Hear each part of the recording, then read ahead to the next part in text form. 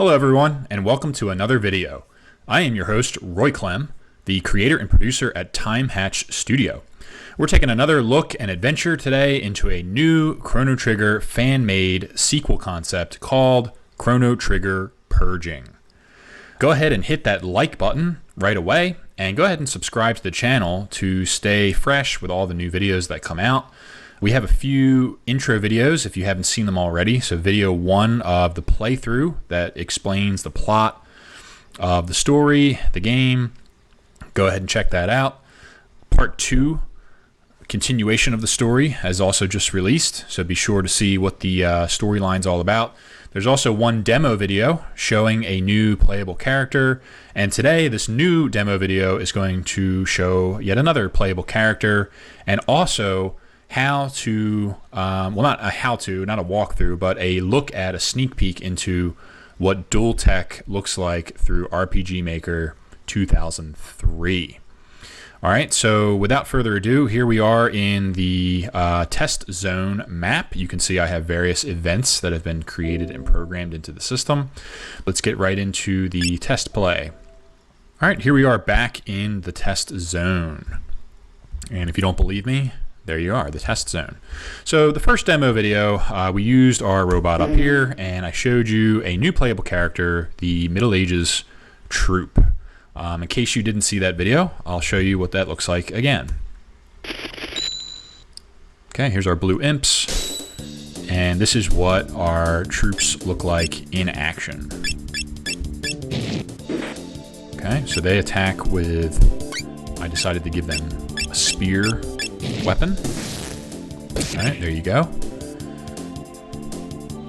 And once more, you go back to the troop so you can see their battle animations. Boom. Okay, and there's their victory pose.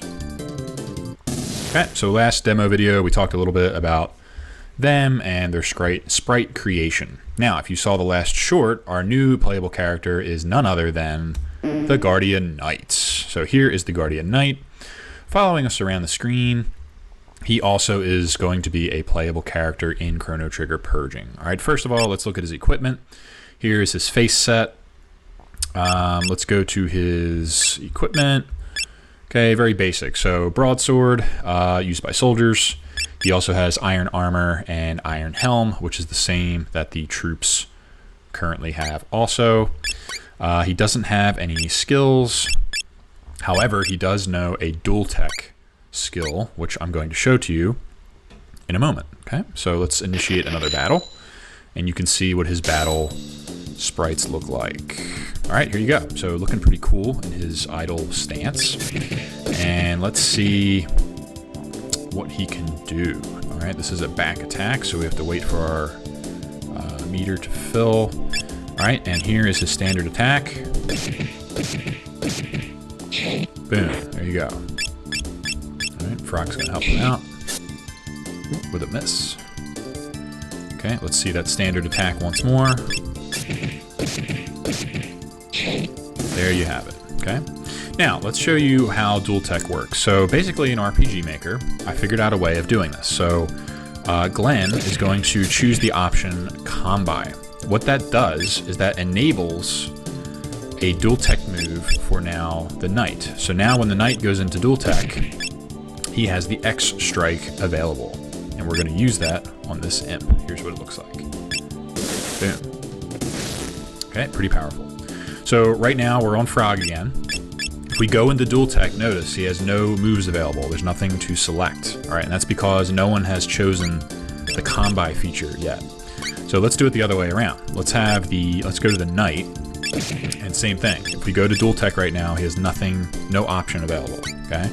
So he is going to choose Combi, which is going to enable the DualTech move for his partner, in this case, Glenn.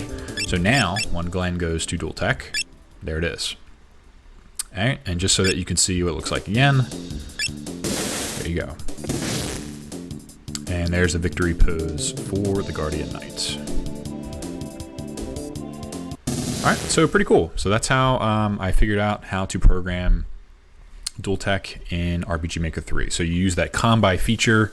What that does is basically turn on a switch to enable the DualTech attack, and that's what you have. The animations you have to program in 1 frame at a time, and I will show you what that looks like. Let's talk about sprite creation real quick. So here are my sprites for the Guardian Knight. So on the left you have his normal sprites from the game, and on the right you have the ones that I created. So just like last time, let me see if I can get all of it into the window here. There we go. All right, so here is his stance and his striking pose and his victory pose. All right, and just like last time, I basically ripped other sprites in order to achieve this. So if we look at Magus sprites over here, you can see his cape sprite is almost identical to this one. So I'm just ripping the sprite, the Magus sprite, and then editing it to my knight. Let's look at another pose for Magus. Where's the one I'm looking for? Let's see.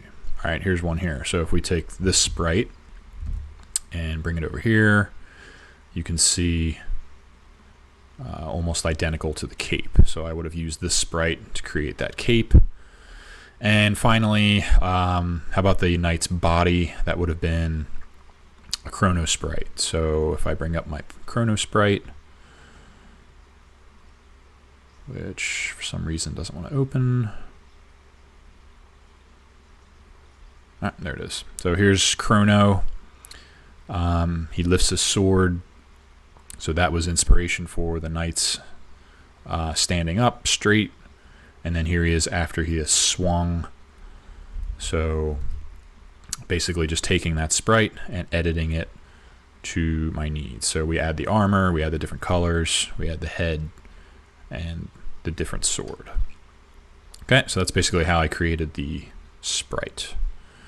All right, if we go back to RPG Maker, let's close out of the game. And let's see, what can I show you from here? Let's look at the DualTech programming. All right, so in RPG Maker, you basically have a default batch of all these different battle animations and graphics. And this is where you program them. So for instance, let's take a move like Fire Magic. And here is a frame-by-frame breakdown of the graphics that will take place when you use Fire Magic. So this is what it would look like in the game. Okay, there you have it. Let's look at another one real quick. Here would be Ice Magic. Ice Magic, program it in frame-by-frame, and it would look something like this. Okay, so these come with the RPG Maker. They're already programmed in, and this is where you would go to create your own. So if we go down here to X-Strike, this is the one that I have created. So I figured out that instead of using graphics like fire or ice or whatever, I can actually put the actual sprites into the battle animations. So here's Glenn, here's the knight, programmed into frame 1. And I think all in all, this attack is a total of 50 frames. Okay, so 42 frames of actual movement, and then 50 for timing purposes. So to get the timing right, the first three frames are identical. By the time you get to frame 4, you can see that our heroes have started to move, and the red X-Strike graphic trail has appeared. Okay, you go to frame 7, they've advanced, frame 10, so forth and so on. And by the time we reach frame 13, now Frog's sprite has changed to a striking pose. And you basically just keep going from there. So every single one of these objects has to be programmed in one at a time in order to get the desired battle animation that you want in the game. Okay, so by the time we reach frame 28, the red graphics have disappeared. And not only do the characters need to advance, but now they also need to fall back. So by frame 31, now they are retreating. So both of them are leaping backwards. Nice little leaping pose for the knight. And a really cool little sprite for Glenn as well, which is actually from the actual game. I don't know if you ever see it in the game, but it's pretty cool. He's like backflipping upside down.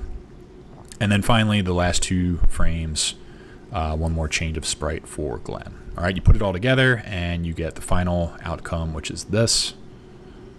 Smash. All right, there you go. And that is the X-Strike battle animation through RPG Maker. So it's a little time consuming. You have to do every frame one at a time.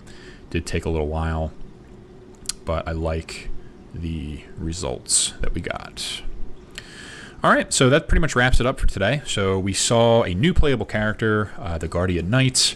We saw DualTech, how to do it a little bit, and what it looks like in RPG Maker, simulating Chrono Trigger battle style. We saw some sprite creation and the process behind that. All right, if you liked this video, make sure you hit that like button right away.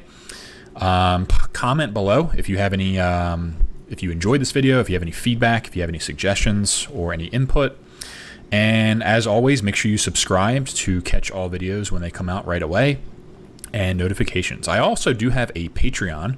It is a work in progress right now, but if you would like to support what I'm doing, it does take a lot of time, takes a lot of resource to get these things finished.